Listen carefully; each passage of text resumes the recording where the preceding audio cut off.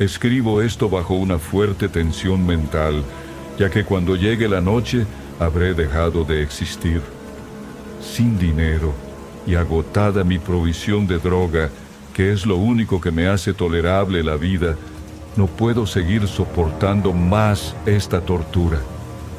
Me arrojaré desde esta ventana de la buhardilla a la sórdida calle de abajo. Pese a mi esclavitud a la morfina, no me considero un débil ni un degenerado. Cuando hayan leído estas páginas atropelladamente garabateadas, quizás se hagan idea, aunque no del todo, de por qué tengo que buscar el olvido o la muerte. Fue en una de las zonas más abiertas y menos frecuentadas del anchuroso Pacífico donde el paquebote en el que iba yo de sobrecargo cayó apresado por un corsario alemán. La Gran Guerra estaba entonces en sus comienzos y las fuerzas oceánicas de los hunos aún no se habían hundido en su degradación posterior, así que nuestro buque fue capturado legalmente y nuestra tripulación tratada con toda la deferencia y consideración debidas a unos prisioneros navales. En efecto, tan liberal era la disciplina de nuestros opresores que 5 días más tarde conseguí escaparme en un pequeño bote con agua y provisiones para bastante tiempo. Cuando al fin me encontré libre y a la deriva, tenía muy poca idea de cuál era mi situación. Navegante poco experto, solo sabía calcular de manera muy vaga, por el sol y las estrellas, que estaba algo al sur del Ecuador. No sabía en absoluto en qué longitud, y no se divisaba isla ni costa alguna. El tiempo se mantenía bueno, y durante incontables días navegué sin rumbo bajo un sol abrasador, con la esperanza de que pasara algún barco, o de que me arrojaran las olas a alguna región habitable. Pero no aparecían ni barcos ni tierra, y empecé a desesperar en mi soledad, en medio de aquella ondulante e ininterrumpida inmensidad azul. El cambio ocurrió mientras dormía. Nunca llegaré a conocer los pormenores, porque mi sueño, aunque poblado de pesadillas, fue ininterrumpido. Cuando desperté finalmente, descubrí que me encontraba medio succionado en una especie de lodazal viscoso y negruzco que se extendía a mi alrededor, con monótonas ondulaciones hasta donde alcanzaba la vista, en el cual se había adentrado mi bote cierto trecho. Aunque cabe suponer que mi primera reacción fuera de perplejidad ante una transformación del paisaje tan prodigiosa e inesperada, en realidad sentí más horror que asombro, pues había en la atmósfera y en la superficie putrefacta una calidad siniestra que me heló el corazón. La zona estaba corrompida de peces descompuestos y otros animales menos identificables que se veían emerger en el cieno de la interminable llanura. Quizá no deba esperar transmitir con meras palabras la indecible repugnancia que puede reinar en el absoluto silencio y la estéril inmensidad. Nada alcanzaba a oírse, nada había a la vista, salvo una vasta extensión de légamo negruzco, si bien la absoluta quietud y la uniformidad del paisaje me producían un terror nauseabundo. El sol ardía en un cielo que me parecía casi negro por la cruel ausencia de nubes. Era como si reflejase la ciénaga tenebrosa que tenía bajo mis pies. Al meterme en el bote encallado, me di cuenta de que solo una posibilidad podía explicar mi situación. Merced a una conmoción volcánica, El fondo oceánico había emergido a la superficie, sacando a la luz regiones que durante millones de años habían estado ocultas bajo insondables profundidades de agua. Tan grande era la extensión de esta nueva tierra emergida debajo de mí, que no lograba percibir el más leve rumor de oleaje, por mucho que aguzaba el oído. Tampoco había aves marinas que se alimentaran de aquellos peces muertos.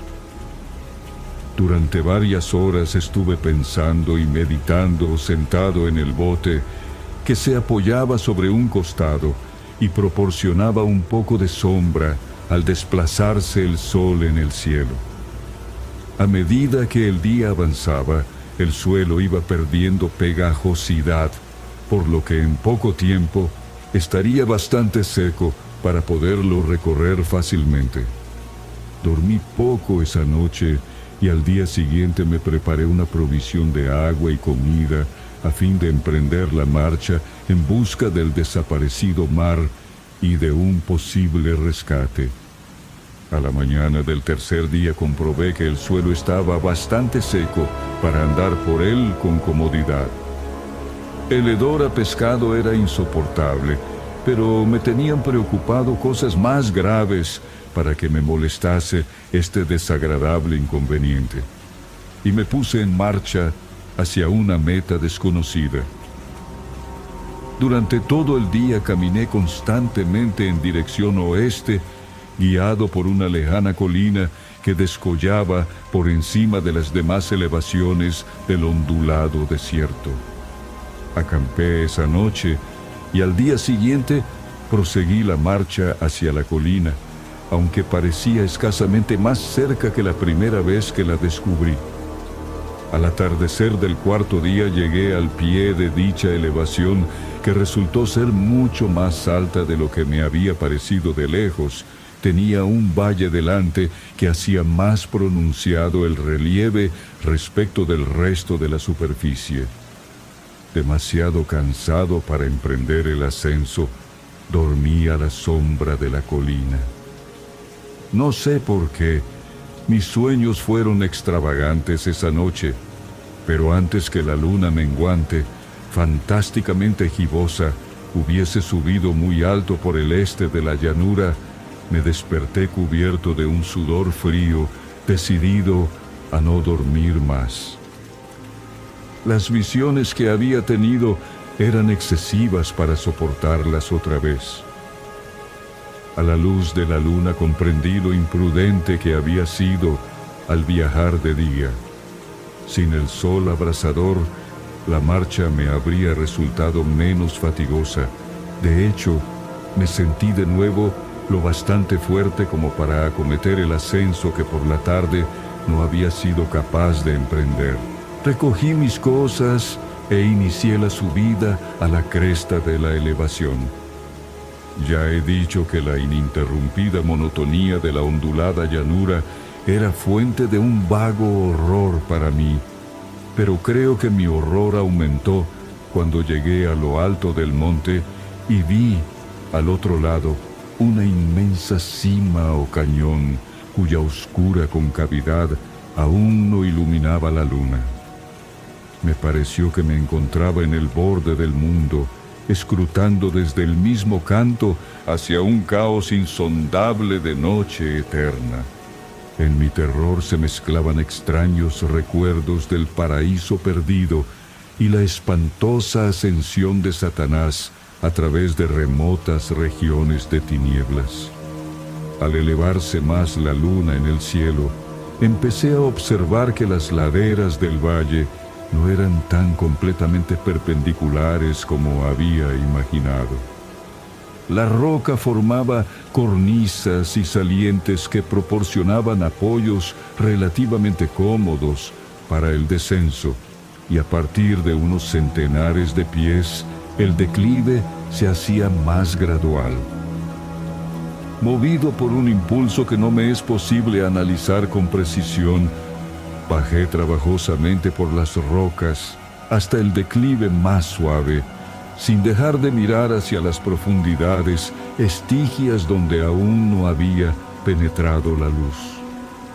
De repente, me llamó la atención un objeto singular que había en la ladera opuesta, el cual se erguía, enhiesto, como a un centenar de yardas de donde estaba yo, objeto que brilló con un resplandor blanquecino al recibir de pronto los primeros rayos de la luna ascendente.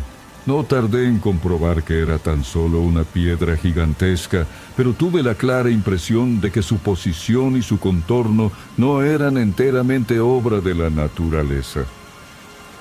Un examen más detenido me llenó de sensaciones imposibles de expresar, pues, pese a su enorme magnitud y su situación en un abismo abierto en el fondo del mar cuando el mundo era joven, me di cuenta, sin posibilidad de duda, de que el extraño objeto era un monolito perfectamente tallado, cuya imponente masa había conocido el arte y quizá el culto de criaturas vivas y pensantes.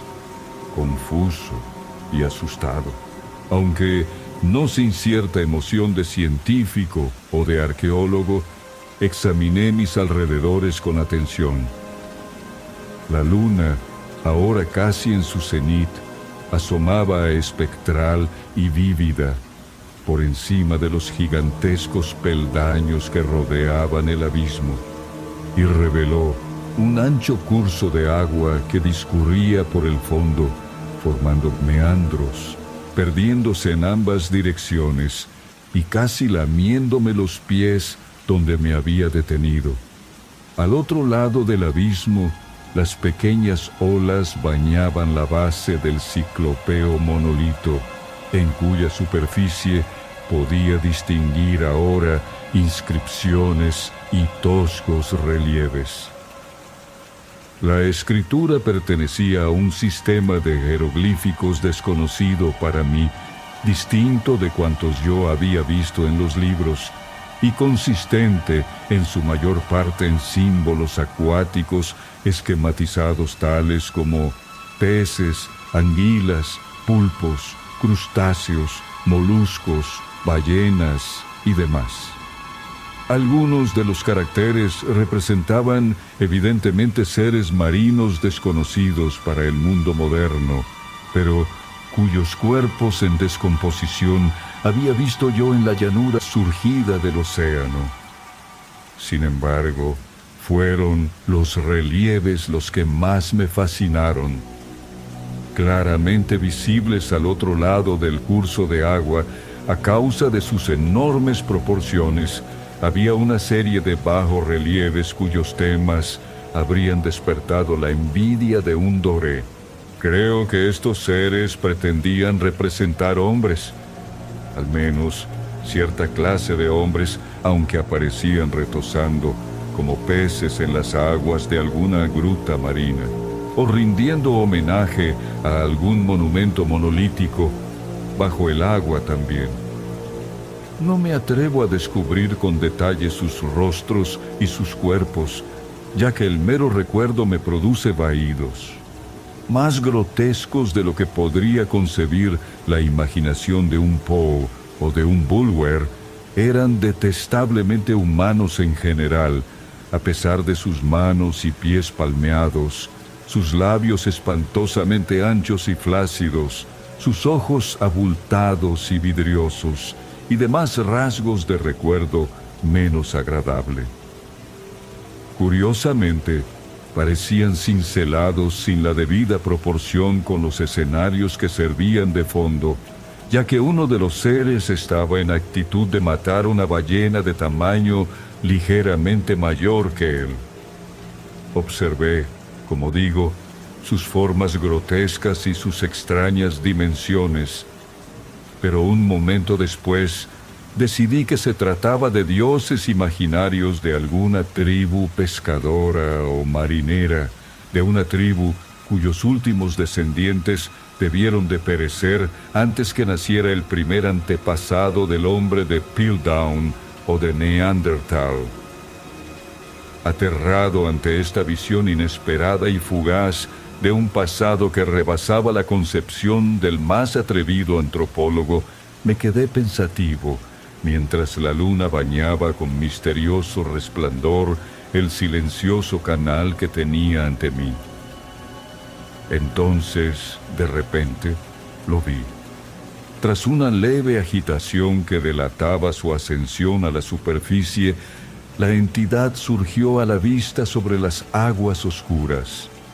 Inmenso, repugnante, aquella especie de Polifemo saltó hacia el monolito como un monstruo formidable y pesadillesco, y lo rodeó con sus brazos enormes y escamosos, al tiempo que inclinaba la cabeza y profería ciertos gritos acompasados. Creo que enloquecí entonces. No recuerdo muy bien los detalles de mi frenética subida por la ladera y el acantilado, ni de mi delirante regreso al bote varado. Creo que canté mucho y que reí insensatamente cuando no podía cantar. Tengo el vago recuerdo de una tormenta poco después de llegar al bote. En todo caso, sé que oí el estampido de los truenos y demás ruidos que la naturaleza profiere en sus momentos de mayor irritación. Cuando salí de las sombras, estaba en un hospital de San Francisco. Me había llevado allí el capitán del barco norteamericano que había recogido mi bote en medio del océano. Hablé de muchas cosas en mis delirios, pero averigüé que nadie había hecho caso de las palabras. Los que me habían rescatado no sabían nada sobre la aparición de una zona de fondo oceánico en medio del Pacífico, y no juzgué necesario insistir en algo que sabía que no iban a creer. Un día fui a ver a un famoso etnólogo y lo divertí haciéndole extrañas preguntas sobre la antigua leyenda filistea en torno a Dagón, el dios pez, pero enseguida me di cuenta de que era un hombre irremediablemente convencional y dejé de preguntar. Es de noche, especialmente cuando la luna se vuelve gibosa y menguante, cuando veo a ese ser.